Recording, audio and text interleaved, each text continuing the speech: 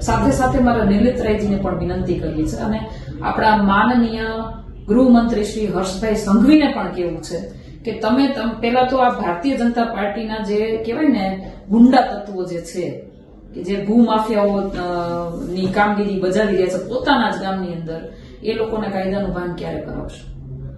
મારે એ જાણવું છે કે તમે શું આ રાહ જોવો છો કે ગુજરાતની અંદર પણ નિર્ભયા હત્યાકાંડ થાય ત્યાં સુધી તમારે આ બધાને આ બધું કરવા દેવું છે?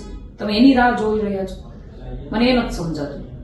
એટલે મહેરબાની કરી અને પહેલા તો તમે તમારી પાર્ટીના, ખાસ કરીને મારે હર્ષભાઈ સંઘવીને કહેવું છે કે તમે તમારી ભારતીય જનતા પાર્ટીના લોકો જે સત્તામાં ચૂર થઈ અને જાણે કાયદો પોતાના ખીચામાં હોય એવી રીતે જયારે વર્તન કરતા હોય ત્યારે પહેલું કાયદાનું ભાન તમારે એ લોકોને કરાવવું જોઈએ. અને એના માટે મને તમારી પાસે આશા છે.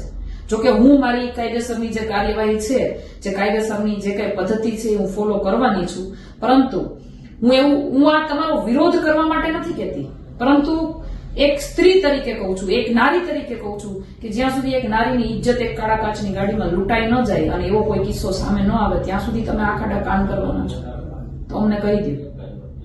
જોકે અમને તમારી પાસેથી બહુ વધારે આશા નથી, પરંતુ એક ગૃહમંત્રી તરીકે તમારી ફરજ યાદ અપાવીએ તો એટલું કહેવા માંગીશ કે પહેલા તો તમારે તમારા ભારતીય જનતા પાર્ટીમાં રહેલા આવા લોકોને કાયદાનું ભાન કરાવવું જોઈએ.